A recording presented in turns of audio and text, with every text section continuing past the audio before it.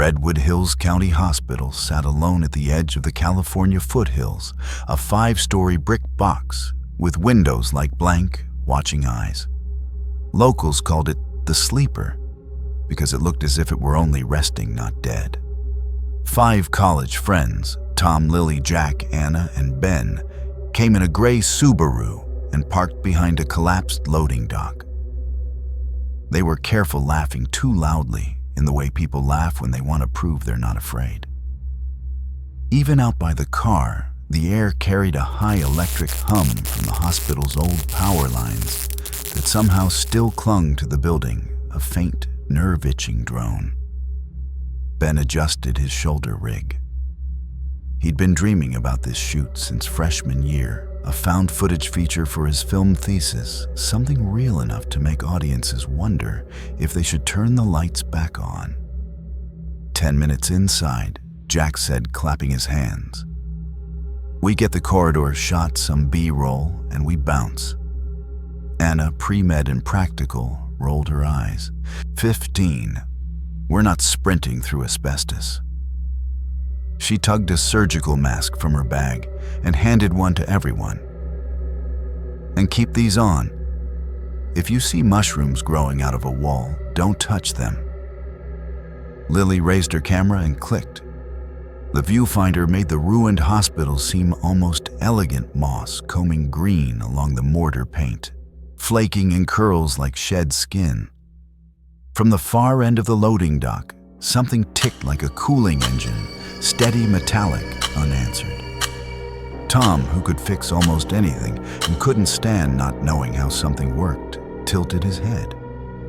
You hear that, he asked. Old Metal Ben said. Buildings talk? Sure, Lily murmured, but she kept looking at the dark mouth of the loading bay. A scrap of torn plastic flapped on a nail and rattled brittly, a soft flag in a wind that came from nowhere. They found a side door with a fire exit bar that no longer locked. Inside, the smell was laminates and dust, wet paper, and rust. Their footsteps popped softly on broken linoleum, a tiny orchestra of crunches and clicks. Ben lifted his mic toward the ceiling. Above them, loose fluorescent tubes gave off the faintest insect buzz, not light, just the memory of it. A dead hive still murmuring. Is this place? Anna whispered. Residual charge, Tom said, though his voice lacked conviction. Capacitors can hold for years if they're big enough. Somewhere deep in the building, a cart rolled over tile. Clack, clack, clack, in silence. They froze. Jack grinned, cover for fear. People bring carts in all the time to strip copper, he said. We're not alone. Let's try not to get stabbed, Lily replied. Ben took point camera up, light bar off for now. The emergency arrows still lined the walls, bleeding down in streaks of red. Old main elevators. Radiology. Ward C, Ward C. That was the one in the stories. In 1950, a patient named Evelyn Crane had checked in with a curable condition and never checked out. A nurse, an orderly, and a new surgeon had argued over her chart. And somewhere between a bad transfusion and a delayed procedure, Evelyn's heart had stopped. Or been stopped. The record was fuzzy, and the hospital board had paid out quietly. Some said the guilt of it soaked into the building like rain into plaster. Some said Evelyn's spirit stayed to see a truth that no one would give her while she was alive. A door eased shut down the hall with a whispering kiss against its frame. Draft, Anna said quickly. Drafts don't close doors, Tom answered, but he smiled as if it were a joke. They followed the arrows toward the main corridor. The ceilings lowered as they went, the air heavier, a gravity that felt personal. Lily filmed the signage, the scuffed gurney rails along the walls, the old no smoking placards, with a cheerful cartoon lung giving a thumbs up. Ben tapped his phone against the wall, and the impact made a hollow drumming sound that traveled away from them deeper into the hospital, as if knocking woke something. Ben Lilly said sharply. What establishing texture? Anna squeezed Lily's shoulder. We'll get our shot and leave. The shot was the one Ben had obsessively storyboarded, a center punch perspective down the abandoned main corridor, with the surgical theater doors at the far end, the double swinging flaps filmed slightly ajar, so any motion, even a subtle sway, would register in a viewer's lizard brain. The corridor where orderlies used to push patients after midnight, where families had whispered prayers under their breath. The corridor that people said had a sound like breathing when you stood perfectly still, like a building inhaling and exhaling around you. They reached it. The corridor went on, a tube of dimness with periodic light stains on the floor, under skylight wells choked by vines. Wheelchairs sat at angles as if abandoned mid-turn. A drip stand leaned like a question mark. Somewhere very faint came the squeal of an ungreased wheel, an old stubborn sound that made the hairs on Tom's arms lift. Ben set the tripod at the exact center and adjusted the level. Lily sidecam. Jack, give me a walk-in from the far end. Tom, swing the boom left to catch air return. Anna, just be Anna. Anna snorted. Which means be the one we believe Ben said. It came out tender. She nodded and looked down the corridor. Her gaze snagged on a metal sign, surgery authorized, personnel only. The letters had been gouged, someone trying to erase the message after the hospital closed. Evelyn Anna said quietly, almost to herself, We're not here to bother you. We just want your story. The overhead ductwork answered with a breathy woof as old filters sagged a slow sigh that felt like acknowledgement. Tom adjusted the boom pole, his knuckles white. He had spent all week reading about 1950s hospital design, the optimism of it, the faith that new steel and new science could save everyone. He thought about Evelyn waiting for a surgery that should have happened. The thought made him angry at strangers whose names he didn't know. It made him want to fix something for once that wasn't a broken toaster or a roommate's bike. He reached out and straightened the drip stand. The IV bag hanging from it empty for decades twitched. Tom jerked his hand back. Static, he said. Or me. The plastic bag crinkled softly, a crisp, papery sound that seemed louder than it should have been. Keep rolling, Ben said, voice tight. Lily checked her frame. You're getting lens flares, no, Ben said. I turned off spill. He peered into the monitor. Oh. On the screen, the far surgical doors ajar had shifted. Not much, maybe an inch. But enough that a square of deeper darkness showed between them. The hinges muttered as if remembering their job. A low, damp creak. Jack, Ben said. You at the end yet? No answer. Instead, from far down the corridor, there came the rapid, hollow thuds of sneakers on tile running toward them. Jack, Lily called. A shape emerged, Jack, yes, but not running. He was walking fast, breathless, only in his eyes. His jaw worked like he'd bitten ice. Don't go down there, he said to Ben. There's an elevator bay past those doors. The call lights are dead, but... He swallowed. But the car moved. All of them without deciding to listen, and in the listening, a faint cable whir rose from the shaft, like a throat being cleared and then subsided. Anna's face closed for a second. It's probably counterweight settling. Steel still shifts.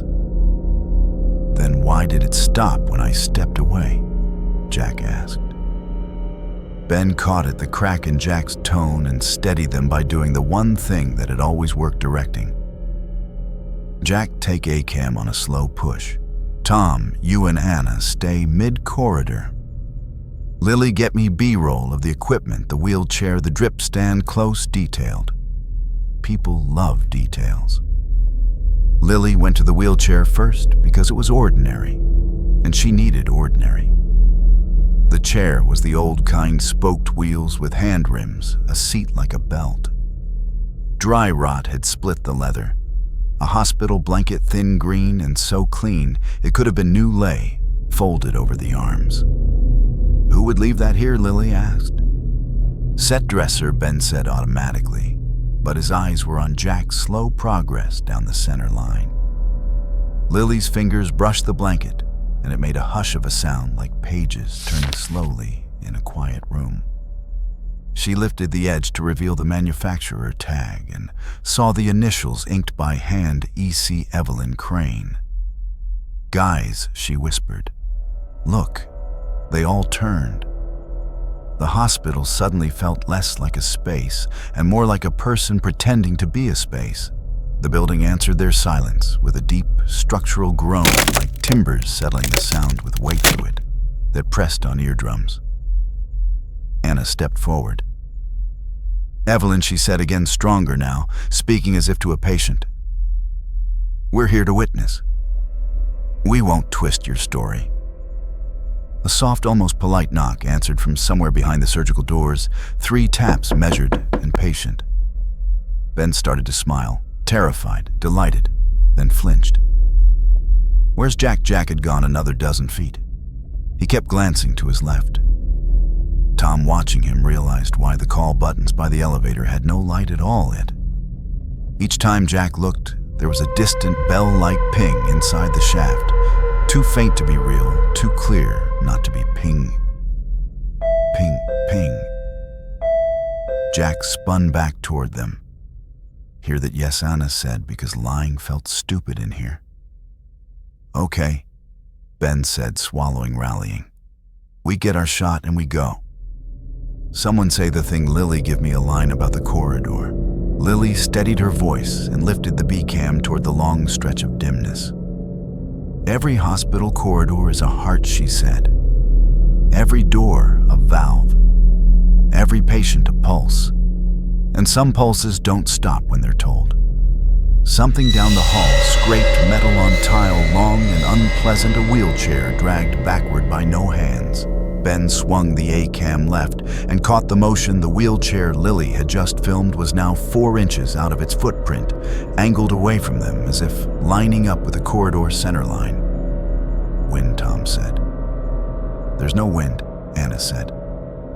The squeak returned louder than before. Kirk, kirk, a wheel that hadn't been oiled since the last time someone sat in it. Jack took one more step. I don't like this. Me neither, Ben said. He pulled the tripod fast. We can compose at the end. Let's bail. They all started backing away, professional fear slow, controlled equipment first, when the corridor lights flickered. Not on, not off. A stutter like a broken thought. The flicker came with a brittle crackle in the fixtures, a swarm sound that swelled and ebbed, swelled and ebbed. Ben, Lily whispered, keep rolling. I am, he said. From the ceiling speaker grills, a threadbare hospital lullaby leaked out in 3 wrong notes and died a ghost of a melody that made the back of Anna's neck prickle. Enough, Tom said. He reached for the drip stand again, an instinct neither of them understood, and both obeyed, and as his fingers closed around the cold chrome, there came a soft liquid pat from behind him, like a drop falling into a deep pan of water. He turned. A dark stain, old and glossy, had spread across the tiles near the swinging surgical doors. Not fresh, not wet, but more there than it had been a moment before. Lily filmed it, her breath fogging the mask. That's not possible. The air pressure changed with a teddy bear thump in their ears, the kind you get in elevators, and then settled. Back out, Anna said. Now. They retreated step by measured step, the corridor pulling on them like a tide. Behind them, the wheelchair gave one decisive chirp of a squeak and rotated to face the surgical doors as if waiting for a rider who would never get up again. At the corner, Ben made himself shoot one last look. Any editor would want it back down the corridor to frame the hospital in its own vanishing point. In the viewfinder between the surgical doors, a presence blurred the seam of darkness, a denial of light shaped like a woman standing still in a gown.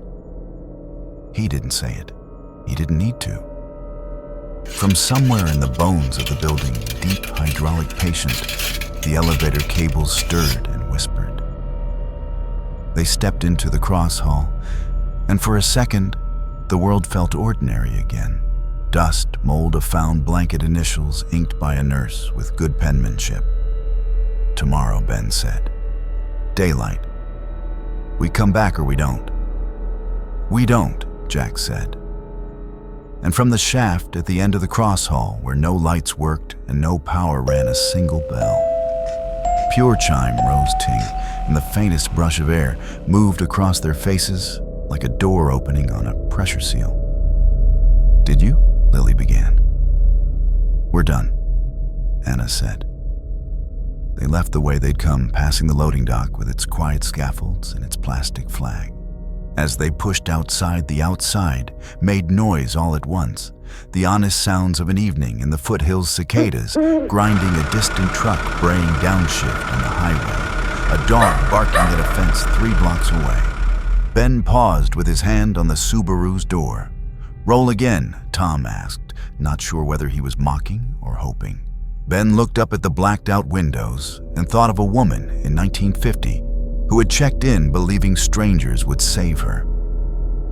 Tomorrow, he said finally. We'll tell it right. From the open doorway behind them, the building breathed out a long, low exhale, as if relieved to have company.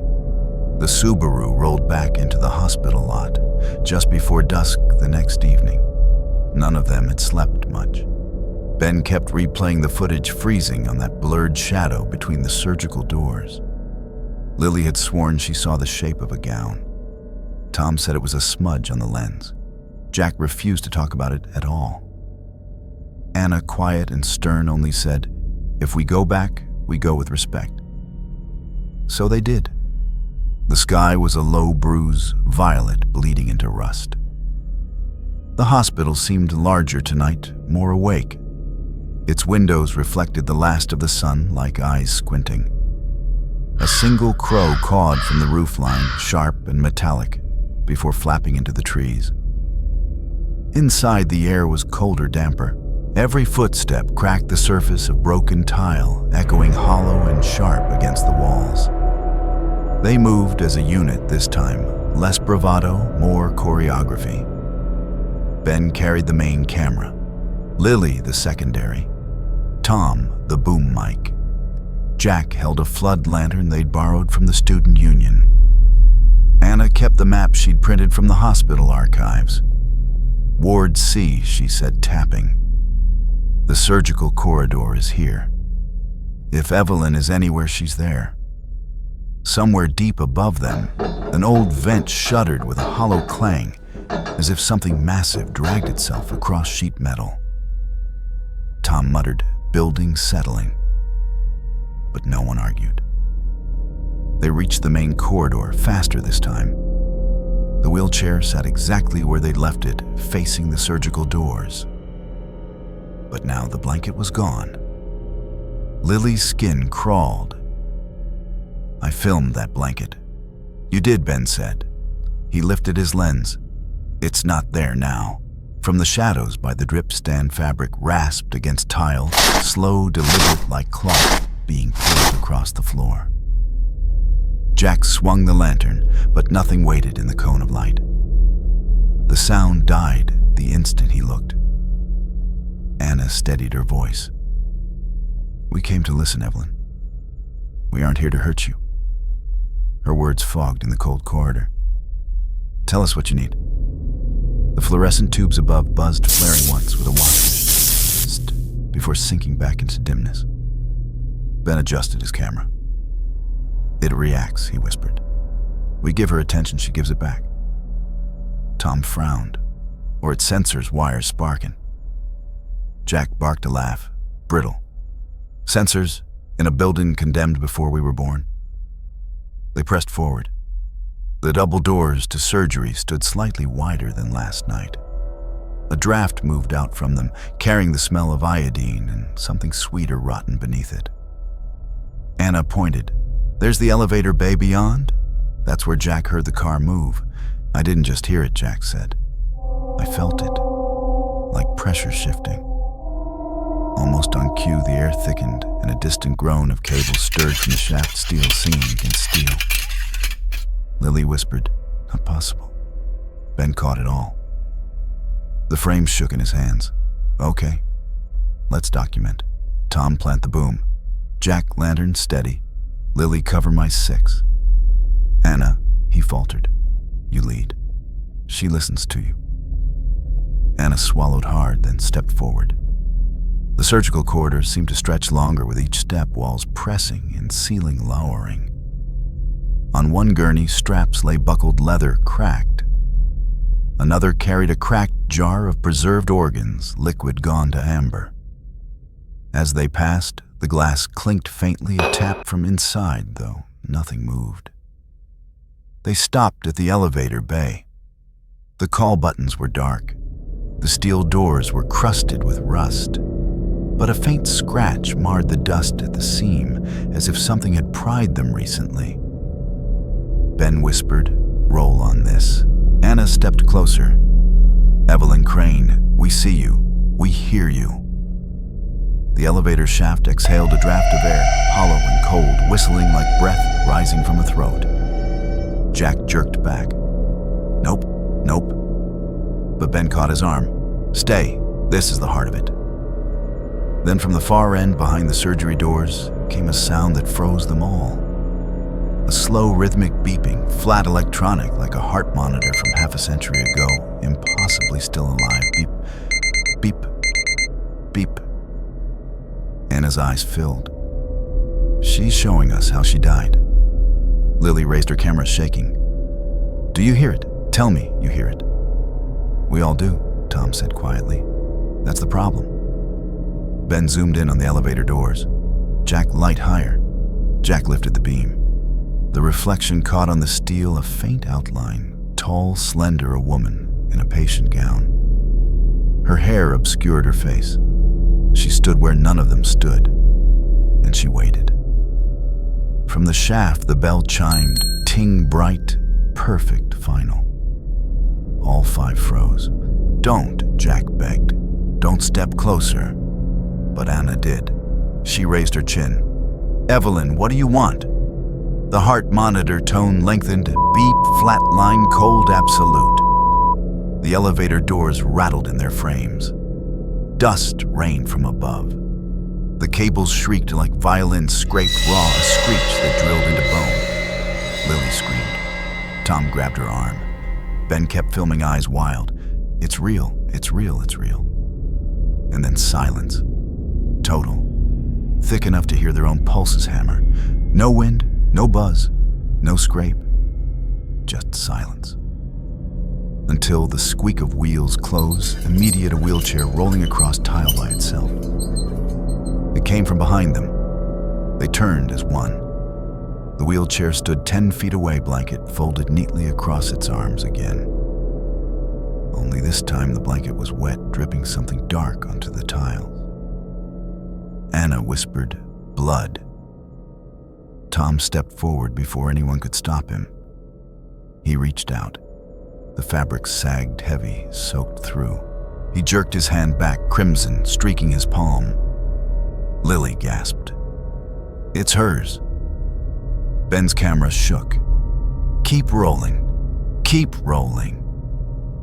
The wheelchair groaned, shifted, and rolled backward into the corridor, wheels shrieking on every turn, retreating into shadow. And when the shadow swallowed it, the elevator doors yawned open, blackness beyond. And the faintest sound rising up from the shaft, a chorus of whispers layered and broken, dozens of voices gasping, moaning, calling names no one could understand. Anna's lips trembled. Evelyn's not alone. Ben's camera light trembled across the open elevator shaft. The darkness inside seemed thicker than night, swallowing even the beam. From far below came the echo of a drip plink. Plink, plink, each note hollow, endless. Lily clutched Anna's arm. It's too deep. It doesn't end. Jack's knuckles whitened on the lantern. We should go. Right now. But Anna shook her head. She's asking. She wants us to see. Her voice cracked, but she didn't stop. She stepped toward the shaft. Tom grabbed her wrist. Anna, don't. You don't owe her your life. The whispers rose again, louder, overlapping desperate voices clawing for air. One phrase broke clear among them, help me. Anna's eyes widened. That's her. That's Evelyn. Ben's lens caught the tremor in Anna's face, the shadows behind her curling like smoke. He whispered, this is it. This is the shot. The elevator cables rattled, a heavy chain sound, sliding through the shaft. Jack pulled back. It's moving. The car's coming. They waited, breathless. Nothing came. Only the groan of the shaft, the groan of steel straining a hollow metallic howl that circled the walls. Then with a shudder, the call button flickered red. Just once. Then died. Lily gasped. There's no power. Tom shook his head. There shouldn't be. This place is dead. Anna reached for the button. Before her finger touched it, the panel lit green. A bell chimed ting, and the sound of gears grinding rumbled upward. The doors slid open wider. Inside the shaft, the blackness seemed to breathe. A faint heartbeat thumped, slow and uneven thud. Pause. Thud. Thud, like a dying patient's monitor. Anna whispered, she's in there. Suddenly, the wheelchair rolled again from the shadows, positioning itself directly in front of the elevator doors. Its wheels squeaked in sharp protest, quirk, quirk, as if forced by invisible hands. Tom swore under his breath. It's leading us. Ben's camera zoomed close on the chair. Follow it. No way, Jack hissed. That's death. Anna stared at the blanket soaked and dripping. Maybe that's the point. She wants us to know how. From deep inside the shaft, a woman's cry echoed up thin and broken, a scream cut short. Lily broke into sobs. We can't stay. We have to leave. Ben's voice hardened. Not yet. This is our proof. The heart monitor tone returned beep, beep, beep, and then faltered into static. The static hissed loud, filling the corridor like a storm of insects. Jack dropped the lantern. The light swung wildly, shadows stretching along the walls. In its glow for just a second, a figure in a gown moved across the end of the corridor. Not toward them, just passing. Silent, watching. Anna whispered, she's everywhere. Behind them, the gurney strap snapped tight with a whip-crack leather slapping metal. Tom spun. She's tying us down. Ben's breathing filled his mic. Keep filming. Don't stop. But Anna stepped forward again, directly to the shaft. Her voice was steady now. Evelyn Crane, you were wronged. Tell us who hurt you. The air dropped colder. The sound of a scalpel scraping across a metal tray rang out shrill, deliberate. Lily staggered back, clutching her ears. She's showing us the surgery. Then came the squeal of wheels again, sharper, faster, like a cart rushing down tile. A surgical table, rusted, abandoned, slid into the hall, stopping just behind Anna. Its surface gleamed wet under Jack's swaying light. Tom yanked Anna back. Enough, we're leaving. The elevator cables shrieked, screaming like tortured violins as the car jerked upward inside the shaft. The call button lit red again. The bell chimed twice. Ting, ting. The doors shuddered. Ben whispered, it's coming for us. For 1 second, silence ruled. Then, a deafening crash of metal roared up the shaft, clang like the car slamming into its ceiling. Dust exploded into the hall, raining grit coating their faces. Lily coughed hard, crying. "It's collapsing." Anna, eyes wide, shook her head. "No, it's not collapsing. It's opening." The whispering voices rose to a roar. Hundreds of breath sobs and pleas merged into one endless sound, flooding the corridor with despair. Ben lowered the camera for the first time. His face was pale blank. "She won't let us leave." From behind the swing doors to surgery slammed open their hinges, screeching in protest. The corridor was no longer empty. Figures in patient gowns lined the walls, transparent, blurred faces lost, but all turned toward the 5 students. Every figure whispered in unison, "Stay." The corridor of Ward C was no longer just a corridor. With the ghosts pressed against the walls whispering, "Stay," the place had turned into a tunnel of judgment. The 5 students huddled together, the flickering lantern throwing weak light that stretched their shadows into grotesque shapes. Anna's lips trembled. "Evelyn, this isn't justice. It's a trap." The ghosts answered with a rising wave of whispers, send their voices brushing like dry leaves swelling into a storm of breath. "Shh, shh, shh." Jack backed away, the lantern beam jerking across the pale apparitions. "I told you we should have never come back. Don't move too fast," Anna warned. "They react to fear." Ben, gripping his camera, shook his head. "No, they feed on fear." Above them, the old fluorescent lights buzzed louder, tss, tss, and then cut out completely, dropping them into black. Lily screamed. "I can't see somewhere close." A wheelchair wheel squealed, crook, rolling in the dark. Tom fumbled for his flashlight and snapped it on. The beam fell across the hallway empty. The wheelchair they had seen seconds before was gone. Where Lily began, but froze. Because Tom's light caught movement above. Hanging from the ceiling like a puppet on a string was an IV bag, its tubing dangling down, swaying. No one had hung it there.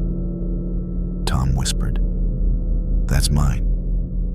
He remembered touching the drip stand the night before, straightening it. The IV tubing creaked as it swung, plastic rasping against metal, squeak. Squeak. And then it dropped. The line snaked around Tom's neck with impossible speed. "Tom," Anna screamed. Tom clawed at it, eyes bulging, the clear tube tightening as though pulled by invisible hands. His feet lifted off the ground. The plastic strained, groaning with every tug, a taut rope singing with pressure.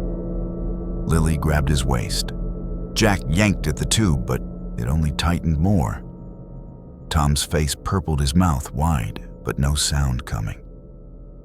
Anna shouted, "Cut it! Cut it!" Ben, trembling, dropped his camera and pulled out a pocket knife. He slashed at the tube.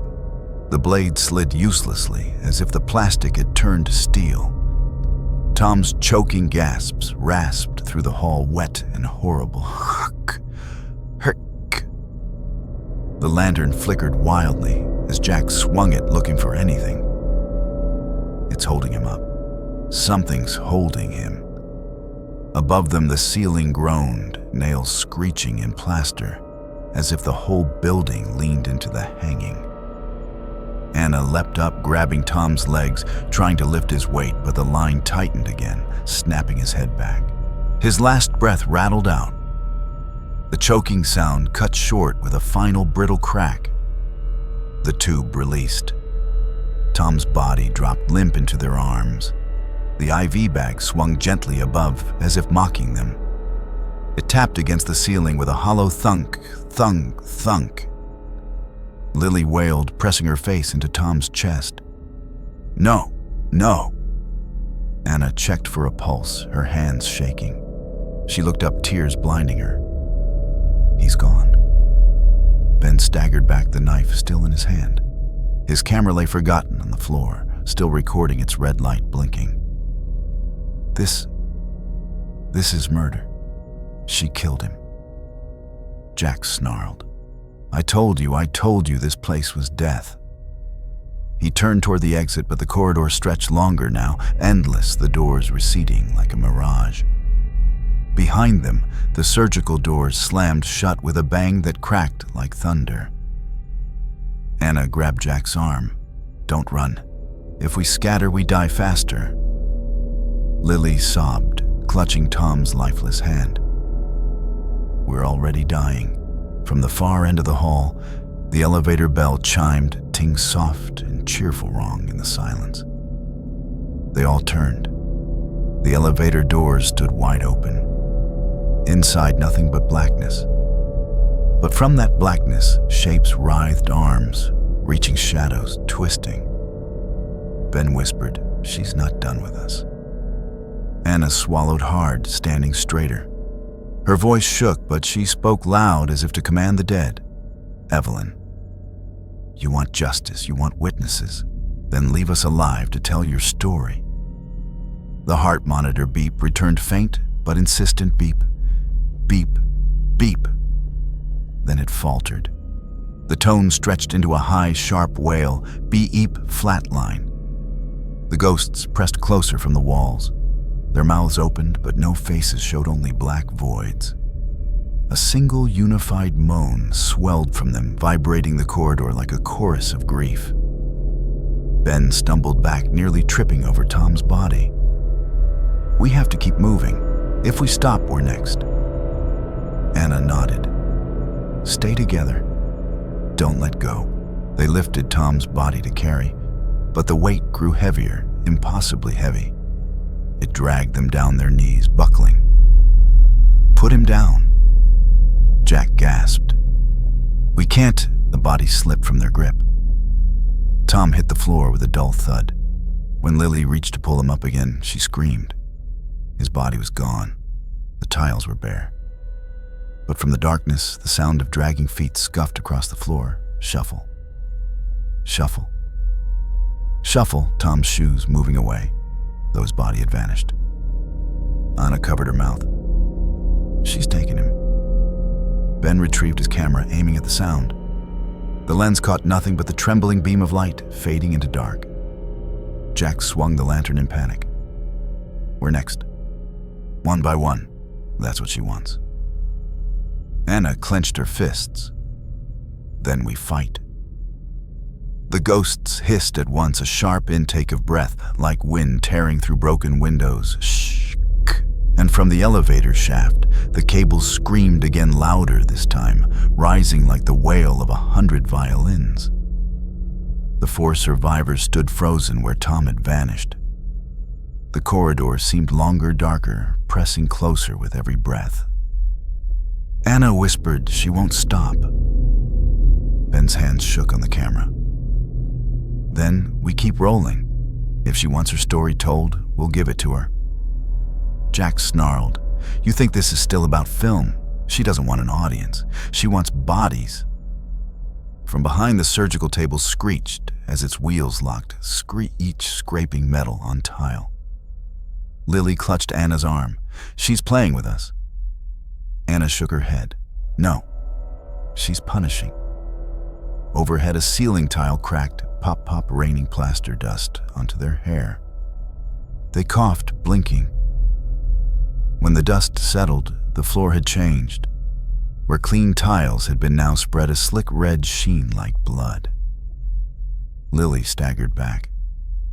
No, that wasn't here before. She slipped. Her sneakers squealed on the wet surface.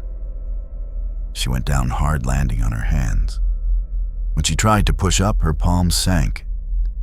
It wasn't tile anymore. It was liquid. The sound of bubbling rose glop. Glop, thick and nauseating. Liliana screamed, grabbing for her, but Lily's arms were already sinking to the elbows. "Help me!" Lily shrieked, thrashing. Her camera clattered away, splashing red as though dropped in water. Jack lunged, seizing her wrist. "I've got you. Something else had her too. A pale white hand shot up from the red floor fingers, thin clawing red on his arm. The suction noise gurgled wetly, shh-lock, as the hand dragged her deeper. Lily screamed, kicking. "It's pulling me down." Ben shoved the camera close, eyes wild. This is her grave. The floor, this is where she died. Anna grabbed Lily's other arm, yanking. The white hand was joined by another, and another. Soon 6 pale arms were rising, all pulling, dragging. The wet slap of skin against skin echoed, smacking and clutching louder with every tug. "No," Jack bellowed, trying to haul her out. His muscles trembled. The pale hands were stronger. Lily's face twisted in terror. "Don't let go. Please." Anna screamed, but the blood floor rose higher, swallowing Lily's waist. It gurgled like boiling tar, blorp, blorp, blorp. Ben sobbed, shaking his head. "She's not letting us have her back." "Shut up," Jack roared. He pulled with everything he had. For one moment, Lily's shoulders broke free, then a single pale hand clawed across her mouth and dragged her under. Her scream cut off, muffled by the red. A final bubble popped blup, and the surface closed smooth. Silence. Only Jack still held her shoe. When he looked down, it was empty. No foot inside, just cloth. He dropped it, trembling. "She's gone." Anna sobbed, hugging herself. "She's making us watch each other die." The heart monitor sound returned faintly, beep, beep, then dissolved into a grotesque laughter, echo distorted, mechanical. Jack swung the lantern wildly. "You want me? Come on then, take me instantly." A squeal erupted down the hall, squeak, squeak, wheels turning fast. They all turned. The wheelchair was moving on its own, racing down the corridor with impossible speed. Its wheels smoked on the tile. Jack froze. No. He dropped the lantern, bracing himself. The chair thundered toward him. Its wheels screeched like brakes, failing metal, grinding metal. Anna screamed, "Jack, move." But he didn't. He stood rooted, fists clenched, as if defying Evelyn herself. "Come on, you." The wheelchair slammed into him. Not just bumped, not just knocked. It drove through him as though the metal was both solid and spectral. The impact boomed, thud, like a battering ram. Bones cracked like branches snapping. Jack's scream tore through the hall. His body bent backward, folding around the chair. The echo of the collision rang down the corridor, hollow and metallic, fading only with his last breath.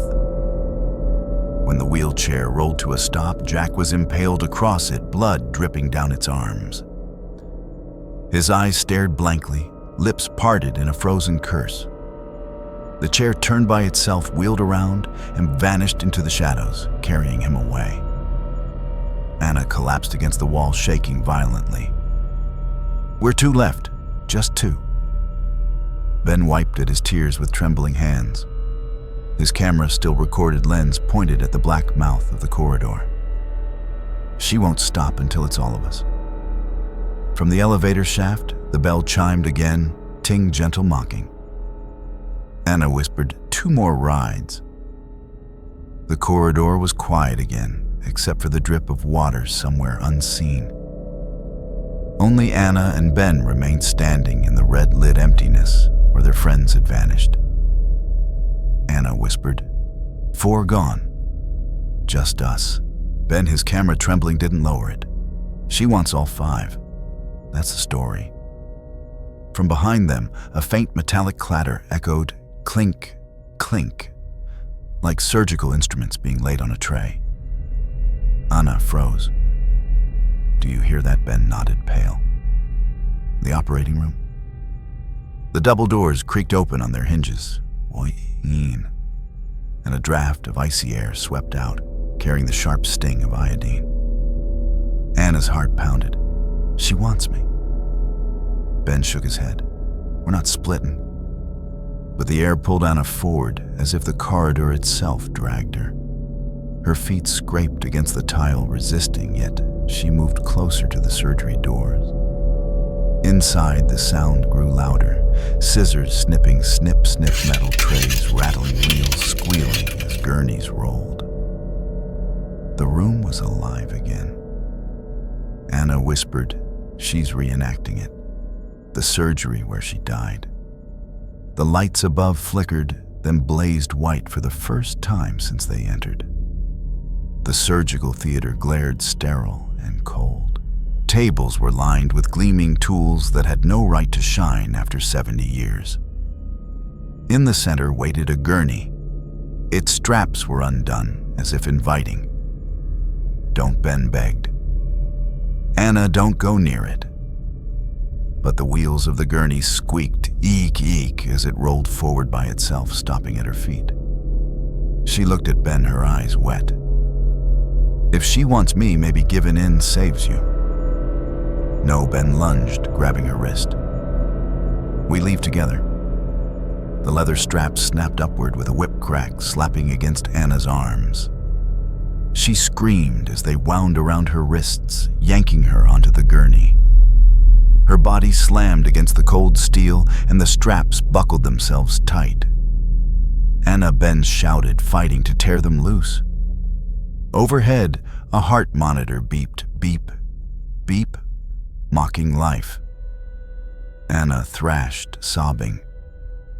"Ben, don't watch go." A scalpel scraped across a tray with a scree sharp as nails on glass. Invisible hands lifted it. Anna's eyes widened. "No, please." The scalpel hovered, then pressed against her abdomen. Ben screamed. "Stop, she didn't deserve this." The monitor quickened. Beep, beep, beep, beep, then flatlined, beep.